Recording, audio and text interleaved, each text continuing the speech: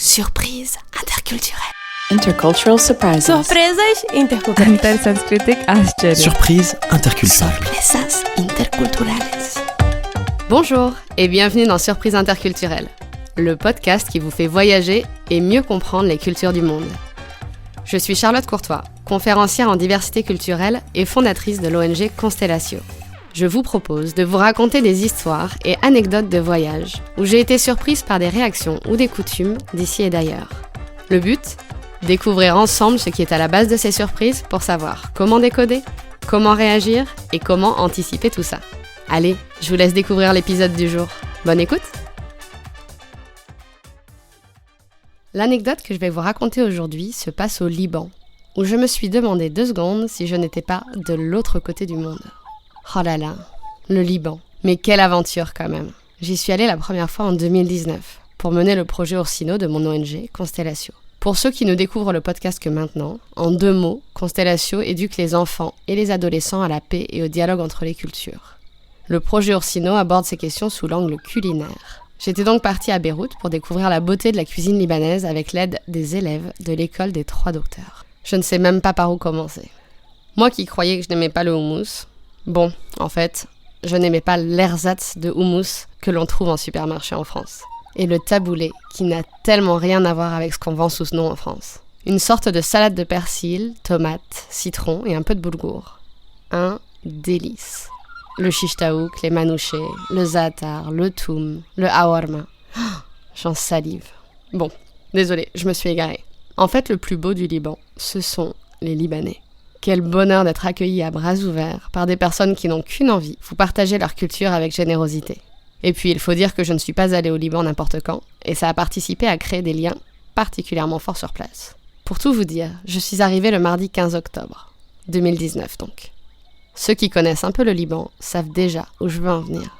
2 jours après, à minuit, j'allais chercher Jojo à l'aéroport, l'ancienne présidente de Constellatio et une grande amie de ma famille, qui venait me donner un coup de main pour notre projet. J'allais la chercher en taxi, slalomant entre les poubelles brûlées, les barrages improvisés et les manifestants. Parce qu'en fait, la révolution commençait. C'était incroyable de vivre ça avec les Libanais. À ce moment-là, le mouvement était plein de joie et d'espoir. Il fallait voir ça. C'était comme un immense festival dans la rue. Il y avait des musiciens et des DJ qui jouaient en live, des marchands de nourriture, des gens qui dansaient le dabke, la danse traditionnelle, des jeunes femmes qui distribuaient des fleurs aux militaires. Et chaque matin, des bénévoles se réunissaient pour ramasser et recycler les déchets de la veille. Et nous, on était au milieu de tout ça, avec le drapeau libanais dans cette magnifique liesse populaire devant la non moins magnifique mosquée Mohamed Al-Amin. Ce séjour au Liban, je m'en souviendrai toute ma vie. Un jour, quand les routes ont été en partie débloquées, nous sommes partis toutes les 2 à Dar el-Amar, dans le Chouf, pour rencontrer Joumana Akkad, une blogueuse culinaire libanaise qui nous ouvrait généreusement les portes de sa cuisine. Je vous mets le lien vers son blog en description de l'épisode, franchement, ça donne l'eau à la bouche. Le bus pour aller là-bas nous déposait à une petite trotte de chez elle. Elle a donc envoyé un chauffeur pour nous récupérer. Et nous voilà, Jojo et moi, toutes les 2 marchant sur une route un peu au milieu de nulle part pour trouver un endroit où il n'aurait pas trop de mal à nous repérer. On finit par se retrouver devant un magasin de fleurs et on décide d'attendre là. Et assez rapidement, la fleuriste en sort et nous invite par des gestes à entrer et nous mettre à l'ombre. Elle ne parlait pas un mot d'anglais, ni de français d'ailleurs. Elle était avec sa fille en train de boire quelque chose que je reconnais direct. Du maté. Vous devez prendre une tasse de thé. Ah oui, une tasse de thé, du bon thé bien préparé. Avec le plus grand plaisir. J'étais stupéfaite. Je ne sais pas si vous savez tout ce que c'est. Le maté, c'est une boisson traditionnelle sud-américaine, l'infusion d'une plante qu'on appelle yerba maté, et on la boit dans une petite calebasse, très reconnaissable, avec une paille en métal spécifique avec un filtre qu'on appelle bombilla. Et là, non seulement elle buvait du maté, mais en plus elle le buvait dans le même récipient qu'en Amérique du Sud. Je n'en revenais pas que ces femmes, manifestement pas des grandes voyageuses, se trouvent là, à boire tout à fait normalement du maté au milieu du chouf libanais. Eh bien, il s'avère qu'a priori, l'arrivée du maté au Moyen-Orient serait due à la première vague migratoire libanaise, mais aussi syrienne, vers l'Argentine, dès 1850. C'est comme ça que les Libanais et les Syriens auraient fini par ramener ce produit et cette pratique au pays, lors des grandes vagues de retour au Moyen-Orient dans les années 1970. Pourquoi je vous parle de tout ça ? Tout simplement pour vous rappeler à quel point les échanges entre les peuples sont fascinants. Je vous en ai déjà parlé, chaque culture est le résultat de multiples évolutions. Et c'est ça qui est incroyable. Certaines parties de nos identités et de nos coutumes n'ont parfois été créées ou apportées que récemment. Par exemple, la tartiflette n'a été inventée que dans les années 80.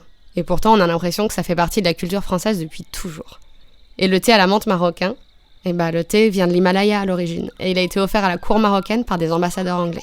Quand vous êtes à l'étranger, vous avez la chance unique de pouvoir voir le pays avec un œil neuf.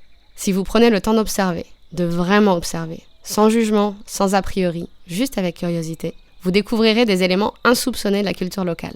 Et ça vous apportera sûrement des éléments d'information sur l'histoire du pays.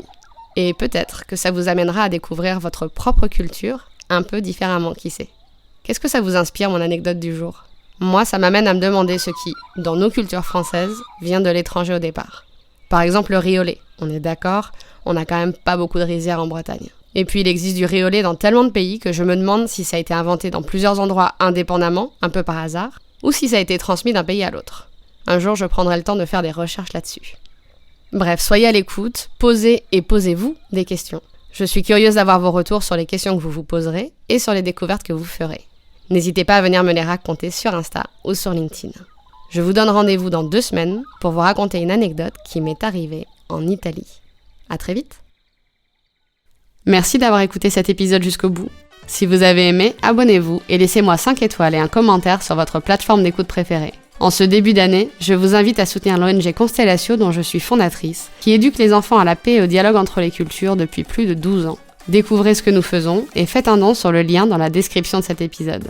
Contrairement à beaucoup de plus grosses ONG, votre don ne se noie pas dans la masse. Chaque soutien a un impact vraiment concret pour nous et vous avez une relation directe et humaine avec notre équipe. Et si vous êtes une entreprise, rejoignez le cercle de nos mécènes. Je vous souhaite une belle année 2024, à dans 2 semaines pour un nouvel épisode de Surprise interculturelle.